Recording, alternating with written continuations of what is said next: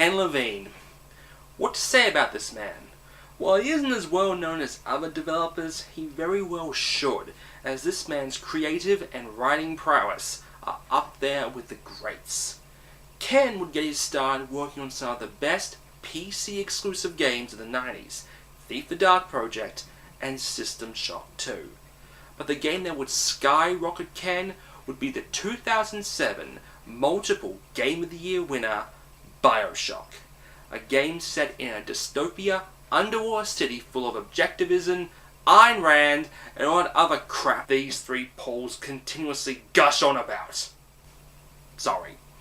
In 2010, we will receive a sequel in Bioshock 2, a sequel that Ken and his team at 2K Boston, now known as Irrational Games, played no part in making, and was generally regarded as an unnecessary sequel. But later that year, Irrational Games announced that their new project, dubbed Icarus, would be a true Bioshock sequel. Well, actually more like prequel, and this one would be set high up in the sky. Originally set to release in October last year, the game saw 2 delays, but now finally, it's here. It's Bioshock Infinite. Bioshock Infinite was developed by Irrational Games and published by 2K. It's available on the 360, PS3 and PC, and was released on the 26th of March. In Infinite, you play Booker DeWitt, a man up to his neck in gambling debts, and has been made an offer he cannot refuse. Rescue a woman named Elizabeth and bring her to New York City. Catch is, Elizabeth is being held captive in Colombia, a floating city constructed by the American government that seceded from the Union and vanished into the clouds, being led by its prophet, Comstock.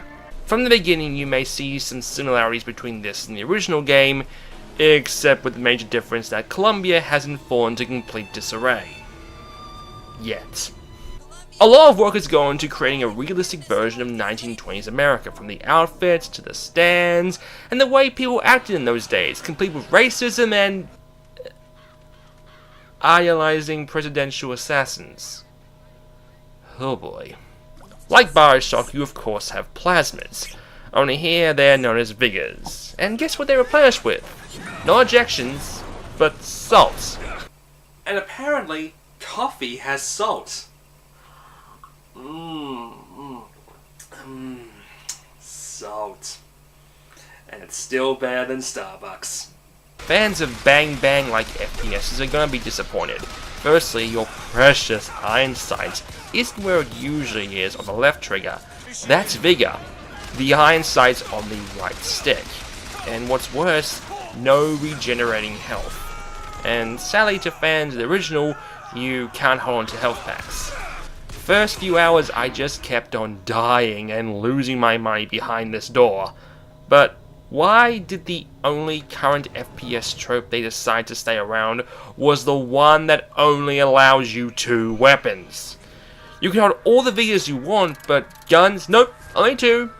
Another flaw is, the skyline, while courageous in its innovation, can sometimes feel disorienting.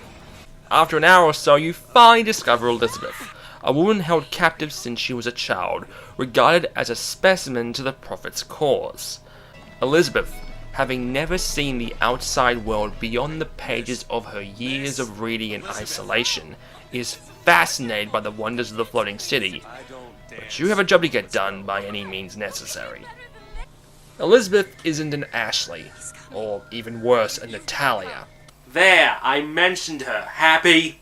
Anyway, Elizabeth is far from being just an escort mission. For one, you don't have to worry about saving her ass in combat. She does that for you anyway. But most importantly, Elizabeth has the ability to open interdimensional rifts known as tears to help you in battle, as well as throwing you health, ammo, salt, and coin throughout the game, which is really good in the middle of combat. However, there is a hindrance in that you can't give her supplies to hold on to for emergencies, so she can only hand you things she finds in the current area. Is it just me, or are developers moving away from the boobs and putting more work into a woman's brain? I mean, I wouldn't expect anything less from Mr. Levine. I mean, he flat out admitted that he didn't put much thought into Elizabeth's chest, and rather focused on the story.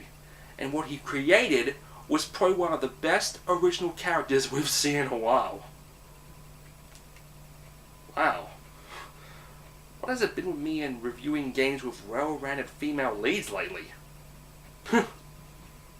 Infinite is no stranger to the famous Levine mechanic of simple objective met with a dumb truck of sidetracking. While if there was in no way a hindrance, the open world design of the game introduces us to the objective arrow. When pressed, shows us exactly which way to go, or in my case, which way to go last after scrounging the place for ammo and upgrades. To which there is a lot of stuff just lying around. It seems guards are paid in fruit, as a lot of them are just carrying food in their pockets, right next to their ammo. Also, actual clothing is strewn all around the place, which, when equipped, helps in certain situations. Lockpicks that Elizabeth can use to open up doors and safes, as well as the elusive infusions that boost your health, vigor, and shield. I can't say much more, as anything else could potentially spoil what is one of the best games of the year so far. It's a shame things got cut or re-edited like what we saw at E3 2011. But what was on screen I absolutely loved, from the action-packed gameplay to the amazing deep characters, particularly Elizabeth. And no, that isn't my penis talking, I'm being serious here. If you're a fan of games like System Shock and Bioshock, then Infinite is definitely another A-grade choice for you. And even though you don't need to play the original Bioshock to enjoy this game, I will say that if you've yet to play 2007's Game of the Year, you are doing yourself a great disservice. And also, if you have yet to get this game, don't watch the ending on YouTube. Don't even read about it. Because nothing will prepare yourself for the absolute that is this game's ending. I'm Enigma, and we'll see you all next time.